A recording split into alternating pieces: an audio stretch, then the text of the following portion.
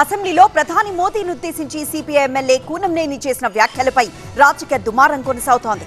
దేశవ్యాప్తంగా ఉనికి కోల్పోయిన కమ్యూనిస్టులు అసహనంతో ప్రధానిపై చేసిన వ్యాఖ్యలను వెంటనే ఉపసంహరించుకొని ప్రధానికి క్షమాపణ చెప్పాలని బీజేపీ నేతలు డిమాండ్ చేస్తున్నారు. ప్రధానమంత్రి నరేంద్ర మోదీపై సిపిఐ ఎమ్మెల్యే కూనంనేని సాంబశివరావు చేసిన వ్యాఖ్యల మీద మండిపడుతోంది బీజేపీ. ఆ వ్యాఖ్యలకి కూనంనేని బేషరతుగా క్షమాపణ చెప్పాలని కేంద్ర మంత్రి కిషన్ రెడ్డి డిమాండ్ చేశారు. సభ ఉన్నది రాజకీయ చర్చకే గాని వ్యక్తిగత దూషణకు కాదన్నారు.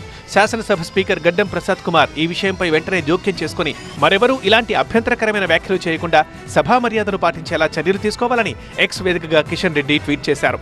నిన్న తెలంగాణ అసెంబ్లీలో జీరామ్జీ చట్టంపై చర్చ సందర్భంగా ప్రధాని మోదీపై సిపిఐ ఎమ్మెల్యే కూనంనేని తీవ్ర విమర్శలు చేశారు. మోడీ గారికి అది మరి ఆయన ఏదో టెస్ట్ చేయించాలి, ఆయన మైండ్ ఏంటో టెస్ట్ చేయించాల్సిందే.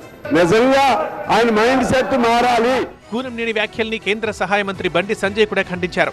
ప్రజాస్వామ్య అసెంబ్లీలో ఇలాంటి మాటలకు ఎలాంటి స్థానము లేదని ఎక్స్ వేదికగా పోస్ట్ పెట్టారు బండి సంజయ్. దేశవ్యాప్తంగా ఉనికి కోల్పోయిన కమ్యూనిస్టులు అసహనంతో ప్రధానిపై అనుచిత వ్యాఖ్యలు చేస్తున్నారని, కూనంనేని తన వ్యాఖ్యలు ఉపసంహరించుకొని తక్షణమే ప్రధాని మోదీకి క్షమాపణ చెప్పాలని బీజేపీ ఎంపీ డీకే అరుణ అన్నారు.